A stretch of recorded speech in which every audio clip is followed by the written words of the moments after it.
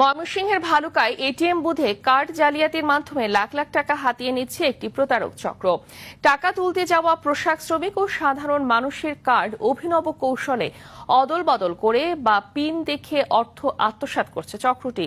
সম্প্রতি চক্রের এক সন্দেহভাজন সদস্যকে হাতে নাতে আটক করে পুলিশে দেয় ভুক্তভোগীরা। ময়মনসিংহের ভালুকা থেকে মোহাম্মদ আল আমিনের পাঠানো তথ্যচিত্রে আরো জানাচ্ছেন আব্দুল হামিদ। ময়মনসিংহের ভালুকার জামিরদিয়া ও মাস্টারবাড়ি এলাকার এটিএম বুথগুলো আতঙ্কের জায়গা হয়ে উঠেছে গ্রাহকদের জন্য। সাহায্যের অজুহাতে গ্রাহকের কার্ড হাতে নিয়ে অদল বদল করে বা সুকৌশলে পিন নম্বর দেখে টাকা হাতিয়ে নিচ্ছে একটি চক্র।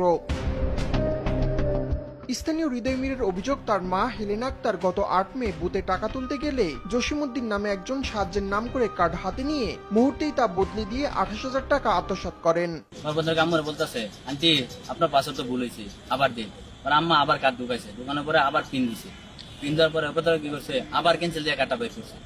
বের করে পরে আম্মা বলতেছে, আন্টি আপনি তো পাসওয়ার্ড ভুল দিয়েছেন, কার্ড তো পড়ে যাবো, আপনার কার্ডটা মাটেন দিই। এই কার্ডটা নিয়ে করছে ২ বুথ ওই পাশে গেছে গিয়া তার হাতে যে ভুয়া কার্ড ছিল এই কার্ডটা আমার কার্ডের সাথে চেঞ্জ করে ফেলছে। একই কায়দায় প্রতারণার শিকার হন আনিসুর রহমান ও ইদ্রিস আলীও। তবে গত ৯ মে একই উপায়ে জালিয়াতির চেষ্টা করলে ওই প্রতারককে হাতে নাতে ধরে পুলিশে দেয় স্থানীয়রা। বুথে ঢুকছি, ঢুকার পরে আমি কার্ডটা করছি। এই মুহূর্তে একটা লোক আমার সাইড দিয়ে যাচ্ছে।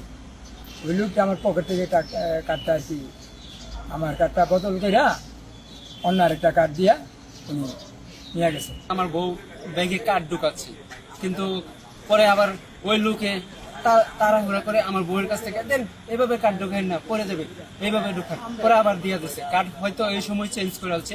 চক্রের সঙ্গে জড়িত অন্যদেরকেও গ্রেপ্তার করা হবে বলে জানিয়েছে পুলিশ।